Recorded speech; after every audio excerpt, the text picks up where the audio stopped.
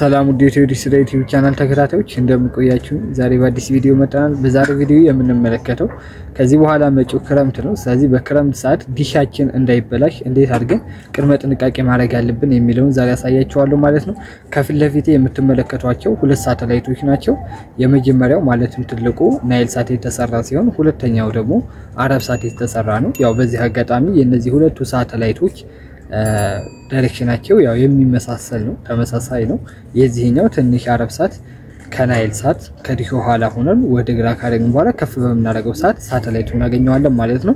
በዋናነት ሳተላይቶቹ እነዚህ ሆነው ሳለ የትኛውንም አይነት ሳተላይት በክረምት በምንጠቀምበት ሰዓት ከሌላው በጊዜ በተለየ መልኩ ቶሎ የሲግናል መቋረጥ እንደዚሁም ደግሞ ሲግናል ተመጨረሻው ጠፍቶ የዲሽ መበላሸት ያጋጥማል።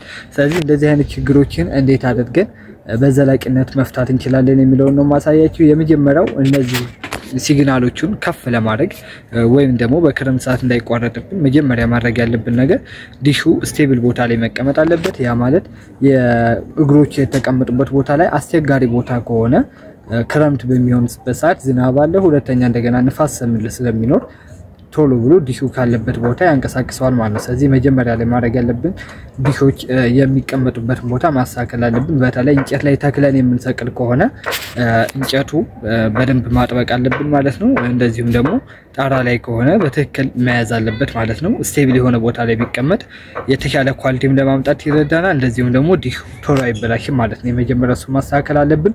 ሁለተኛ ማስተካከል ያለብን ኤልኤንቢያችን ላይ ነው። ኤልኤንቢያችን ላይ በተለምዶ አንዳንድ ኤልኤንቢዎች ይሰበራሉ። ለምሳሌ እዚህ ጋር ስክሪኑ ላይ የምትመለከቱት አይነት ኤልኤንቢ በሚሆንበት ሰዓት ይሄኛው ኤልኤንቢ እንደምትመለከቱት ፍለፊቱ ማንጸባረቂያው ተሰብሯል ማለት ነው። እንደዚህ ሆኖ ይሰራሉ ሁሉም ኤልኤንቢዎች። ነገር ግን እነዚህ ኤልኤንቢዎች በተለየ መልኩ ዝናብ በሚሆንበት ሰዓት ውሃ ይቋጥራሉ። ስለዚህ ሲግናል አናገኝም ማለት ነው። እንደዚሁም ደግሞ ሲግናል ውስጥ ተመጨረሻው ይጠፋና ኤልኤንቢው ሊቃጠልብን ይችላል። ስለዚህ ይሄንን የምንችል ከሆነ ይሄንን የተቀደደውን መድፈን ያስፈልጋል። ካልሆነ ደግሞ በሌላ ኤልኤንቢ ብንቀይረው የተሻለ ይሆናል ማለት ነው። ሌላኛው ከስንት አንድ ቤት ላይ የሚያጋጥም ችግር ቢሆንም ኤልኤንቢ የሚገቡበት ገመድ የሚገቡበት ይሄኛው ተርሚናል ማለት ነው። እዚህ ላይ በተለይ ሳተላይቶችን በመንሰራበት ሰዓት ወይ ሆሪዞንታል ወይ ቨርቲካል ስናደርግ ከፍ ብሎ እንደዚህ ሆኖ ሊቀመጥ ይችላል ማለት ነው። ኤልኤንቢ ፖዚሽኑ እንደዚህ ሆኖ በሚቀመጥበት ሰዓት ቀጥታ ውሃ በሚመጣበት ሰዓት እንደዚህ ይገባል ማለት ነው። የዚህ ተቃራኒ እንደዚህ አድርገን ብናስቀምጠው ይሰራል። ነገር ግን እንደዚህ ሆኖ ግዴታ የሚሆን ከሆነ ምን ማድረግ ይጠበቅብናል ማለት ነው። ኤልኤንቢ መክደኛውን ማስቀመጥ ያስፈልጋል ማለት ነው። ገመዱን ከኤልኤንቢ ጋር መክደን ያስፈልጋል። ያ ካልሆነ ቀጥታ በገመድ ገብቶ ከሪሲቨር ጋር ማገናኘቱ ሪሲቨርም ሊያቃጥል ይችላል ማለት ነው። ስለዚህ ይሄ እንደንቱን ጥንቃቄ ማድረግ ያስፈልጋል። በዋናነት ሌላው ሳተላይቶችን የምንጠቀማቸውን ሳተላይቶች በተሻለ መልኩ የተሻለ ግልጽ ቦታ ላይ መቀመጥ አለባቸው ማለት ነው። ከፊት ለፊታቸው ምንም አይነት የሚከለል ነገር መኖር የለበትም። እነዛን ነገሮች ማስተካከል አለብን። ሌላው በዋናነት በተለይ ብዙ ጊዜ ከዲሽ ባልታነሰ መልኩ ወጪ የሚያስወጣን እዚህ ጋር እንደምትመለከቱት ስዊች ነው። ይሄኛው ስዊች ማለት በተለይ ከሁለት በላይ ሳተላይቶችን በአንድ ዲሽ ለማገናኘት የሚጠቅመን ነው። ስለዚህ በአንድ ገመድ አገናኝተን በአንድ ሪሲቨር ለመጠቀም የሚያስፈልገን ማቴሪያል ነው። ብዙዎቻችሁ ታውቁታላችሁ።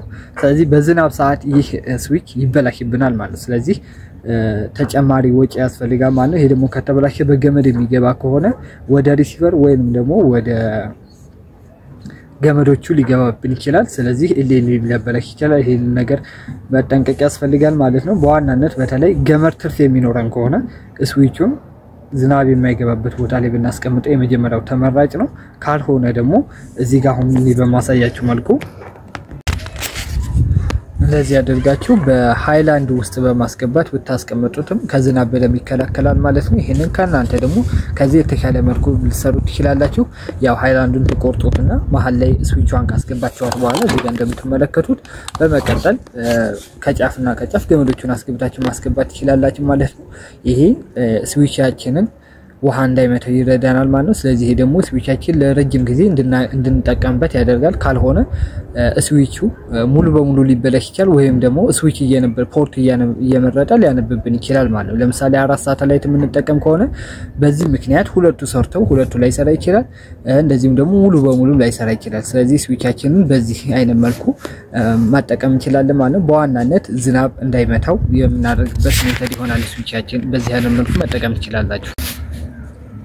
ሌላው በዋናነት መጠንቀቅ ያለብን ነገር በተለይ በክረምት ሰዓት ኃይለኛ የሆነ ዝናብ ሊመጣ ይችላል። ስለዚህ በዚህ አጋጣሚ ማድረግ ያለብን ነገሮችን እነሱንም በዚሁ ላስታውሳችሁ። የመጀመሪያው ዲሻችንን ቲቪ ከፍተን ከሆነ ቲቪያችንን ሙሉ በሙሉ መዝጋት ያስፈልጋል። እንደዚሁም ደግሞ መዝጋት ብቻ ሳይሆን ሶኬቱን ከአዳፕተር ላይ መንቀል በደንብ ያስፈልጋል ማለት ነው። ምክንያቱም በዛ ውስጥ ሆኖ ቲቪም ሪሲቨርም ስለሚበላሽ።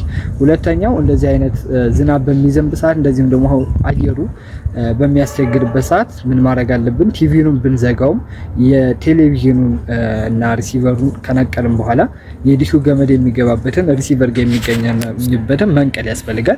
እሱን ተርነን እንነቅለዋለን። ምክንያቱም ብዙ ጊዜ በተለይ ቲቪ የምንከፍትበት ከሆነ መብረቅ በሚመጣበት ሰዓት የኤልኢዲ ያበላሻል። ከዛ በኋላ በኤልኢዲው በገመድ ደግሞ ተላልፎ ሪሲቨር ከዛም አልፎ ቲቪ ሊያበላሽ ይችላል።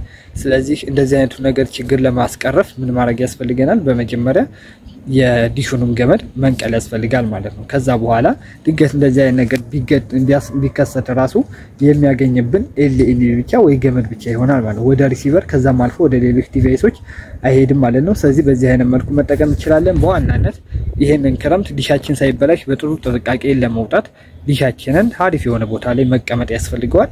ጥሩ የሆነ ኳሊቲ የሚያገኝበት ማለት ነው። ኳሊቲ ከፍ ማለቱ ብቻ ሳይሆን ጥንካሬ የሚያስፈልገዋል ማለት ነው። ኳሊቲው ከፍ ብሎ ነገር ግን ጥንካሬ ከሌለው በንፋስ ሰዓት ወደ ኳሊቲው ወደ ዜሮ ይወርድብናል። ስለዚህ እሱን ማስተካከል ያስፈልጋል። ከስዊችም ኤልኢዲም የተሻሉ ኤልኢዲዎችን መጠቀም በጣም አስፈላጊ ነው። በተለይ ክረምት ነው። ስለዚህ ዲቪያቸው ዝቅተኛ የሆኑ እንደዚህም ደግሞ ኳሊቲያቸውን ከፍ የሚያደርጉ ኤልኢዲዎችን መጠቀም ያስፈልጋል ማለት ነው። የዛሬ ቪዲዮ ይሄን ይመስላል። በዚህ ቪዲዮ የትኛው ማይጠየቃላችሁ ኮሜንት ላይ አስቀምጡልኝ። ቪዲዮን ከወደዳችሁትና ለሌሎች ይጠቅማል ብላችሁ ካሰባችሁ ላይክ እና ሼር አድርጉት። እንደዚህ አይነት በቀጣይ ደግሞ በተለይ ክረምት ነው። ስለዚህ ለክረምት ለወጣቶች የፊልም አስተማሪ የሙዚቃ ቻናሎችን በየሳተላይቱ ያሉትን እንደዚሁም ለህፃናት ደግሞ የህፃናት የፊልም ቻናሎችን ይዘንላችሁ እንቀርባለን ማለት ነው። በቀጣይ ቪዲዮ እስከምንገናኝ ድረስ